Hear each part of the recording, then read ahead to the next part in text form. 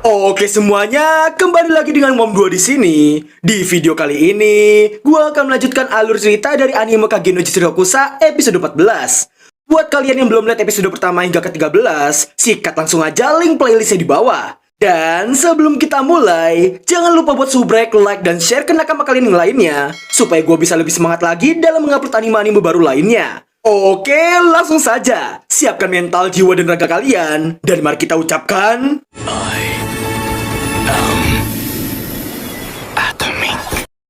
Cerita diawali dengan diperlihatkannya si Falcon dan Shido yang tengah memperdebatkan mengenai Shido yang akan diampuni jika tetap menurut. Namun Shido merasa ogah karena merasa tidak memerlukan belas kasih dari siapapun, terutama dari si Falcon.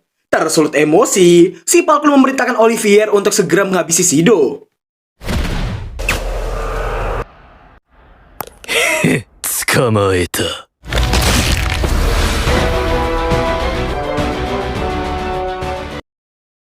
Dengan edannya, Shido membiarkan dirinya sendiri tertusuk pedang Olivier hanya untuk memberikan gigitan kritikal tepat di lehernya.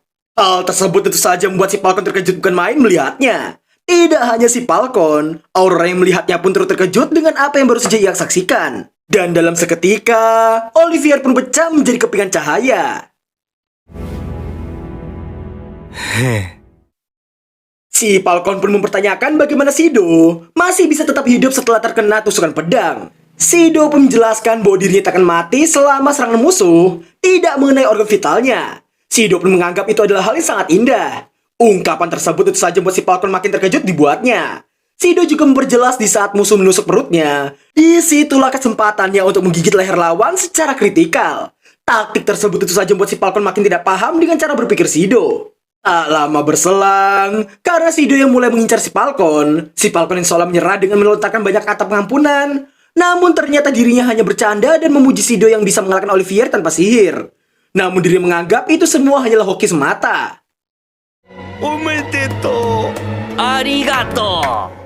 Makin kesal dengan sifat santai Shido, si Falcon pun memberitahukan bahwa Olivier yang tadi adalah kopi yang terburuk. Dirinya kemudian nampak melakukan panggilan lingkaran sihir sekali lagi. Dan dalam seketika, ini yang terjadi.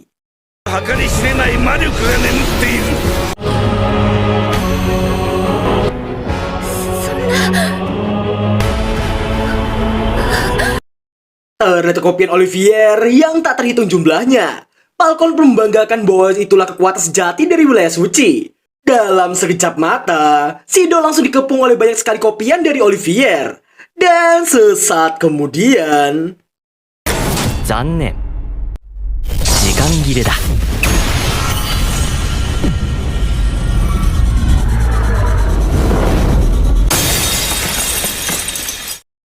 Hanya dalam hitungan detik, semua kopian Olivier tadi nampak sirna tak bersisa. Si Falcon yang melihatnya pun dibuat ternganga karena tidak memahami apa yang baru saja terjadi. Dirinya hanya melihat pedang penuh akan gumpalan sihir dan mengira itu adalah artefak, namun dirinya sendiri tidak membenarkannya dan langsung menyadari bahwa itu adalah slime.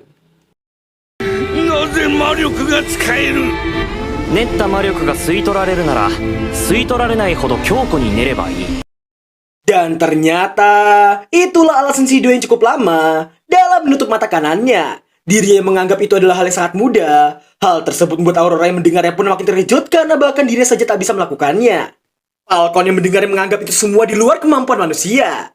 Dan dirinya pun langsung memerintahkan lusinan kopian Olivier untuk menyerang Shido.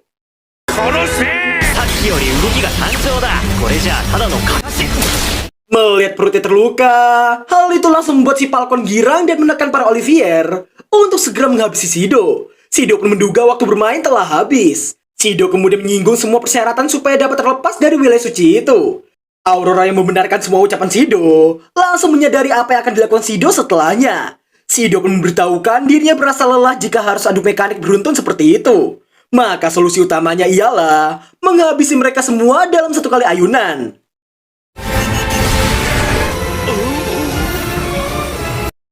Di tengah sihir Shido yang menggelegar ke penjuru dimensi wilayah suci, hal tersebut tentu saja membuat Aurora terkejut bukan main karena itu kali pertama dalam hidupnya ada manusia yang memiliki kekuatan yang di luar nalar seperti itu.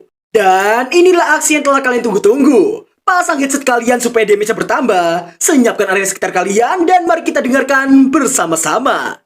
The Orange Atomic.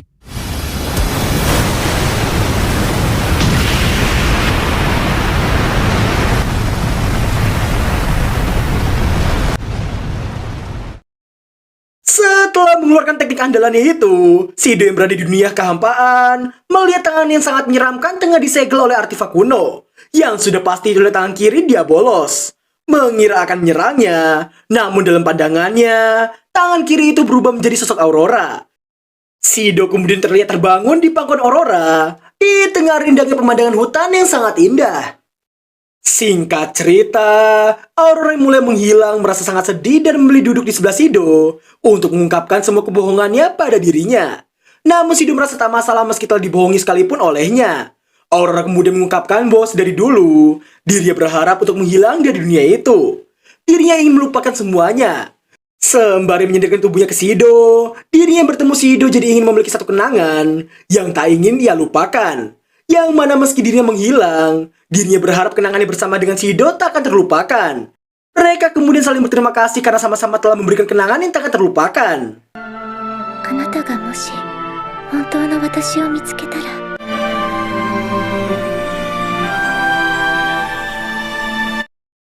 Aurora pun menghilang sebelum bisa menyampaikan harapannya itu pada Shido. Singkat cerita, di posisi Alexia, Rose, dan Beta, Alexia merasa kesal karena tidak tahu siapakah yang salah atau yang benar. Yang mana mereka hanya menjadi tamu VIP yang tak bisa melakukan apapun, bahkan tidak mengetahui kebenaran yang sebenarnya. Rose pun sepemikiran dengan Alexia. Alexia kemudian memberitahukan meski mereka lemah dan tak bisa melakukan apapun, dirinya menyarankan untuk bekerja sama demi bisa melakukan sesuatu walau hanya sedikit. Yang mana dirinya adalah seorang putri dari kerajaan Midgar, Rose adalah putri dari kerajaan Oriana, dan Natsume Sensei yang merupakan penulis terkenal yang pasti memiliki banyak relasi.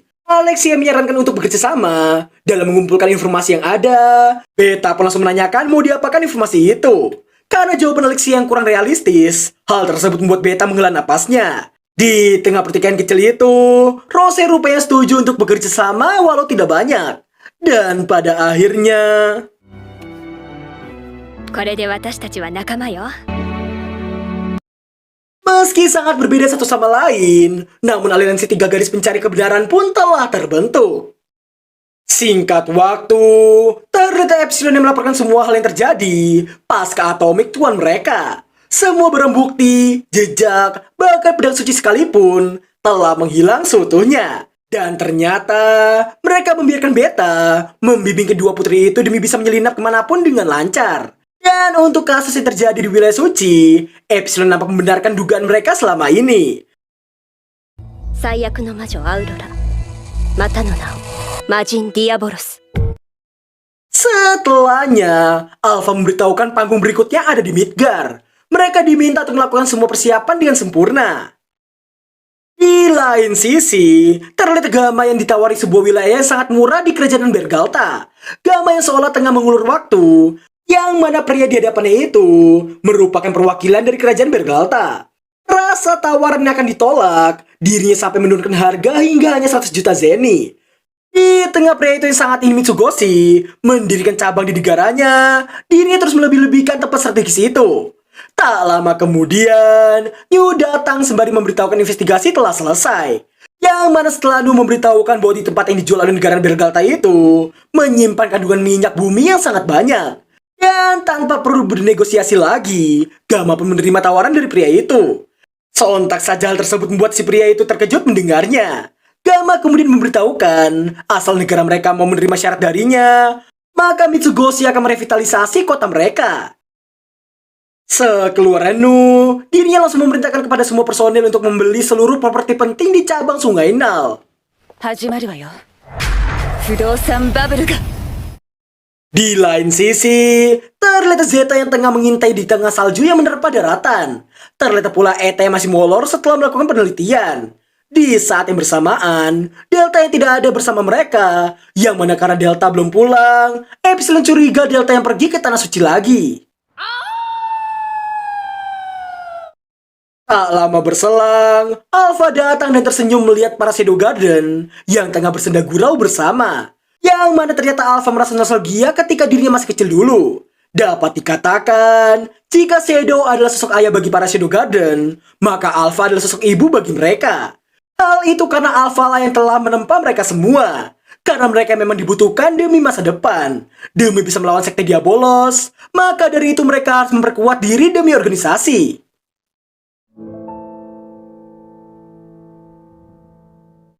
Karena gua nggak mau kuning, singkat cerita di onsen, ternyata Alexia yang tengah adu mekanik tahan panas bersama dengan sang kakak. Setelah banyak perdebatan yang tak berujung, yang mana setelah Alexia memberitahukan kebenaran kekuatan para Shadow Garden bukanlah berasal dari artefak, namun Iris menolak untuk percaya dan bersikeras bahwa kekuatan dahsyat mereka berasal dari artefak yang sangat kuat. Semua perkataan Alexia dibantah oleh sang kakak, hanya karena dirinya pernah melihat satu kali kekuatan yang digunakan oleh Alpha. Dapat dikatakan bahwa Iris hanya memandang para Shadow Garden dengan sebelah mata dan tidak mengantisipasikan kemungkinan terbesarnya. Dan karena festival Dewa Bela Diri akan diadakan tak lama lagi, Iris nampak telah siap menantang para Shadow Garden jika mereka muncul. Alexia pun tak bisa berkata apapun lagi atas kepala beton sang kakak. Pada akhirnya, Alexia nampak kabur sebelum diinterogasi oleh kakaknya sendiri. Sekepergian Alexia, kepala Iris rupanya dipenuhi dengan banyak pikiran. Karena kelompok kesatrianya yang sudah mulai hancur, yang bahkan mulai banyak kesatria yang mencurigai dirinya. Karena mereka secara tidak langsung terpaksa kehilangan orang-orang hebat tanpa alasan yang jelas. Di posisi lain, ternyata Rose yang tengah berlatih di tengah hujan yang mengguyur. Meski terlihat hebat, namun baginya tebasan itu berbeda dengan apa yang dilakukan oleh Shadow, yang juga merupakan pahlawan bertopeng yang menyelamatkan ketika dirinya diculik dulu. Secara tiba-tiba, Rose merasakan sakit yang sangat luar biasa. Dan dirinya dibuat terkejut bukan main, karena sebuah tanda seperti akar merah muncul di sekitar dadanya. Dan berakhirlah alur cerita anime Kage no Jutsu Rokusa episode 14. Yah, nggak kerasa sudah sampai 14 episode. Tinggal 6 lagi. Semoga kalian betah dengan pembawaan yang gue berikan.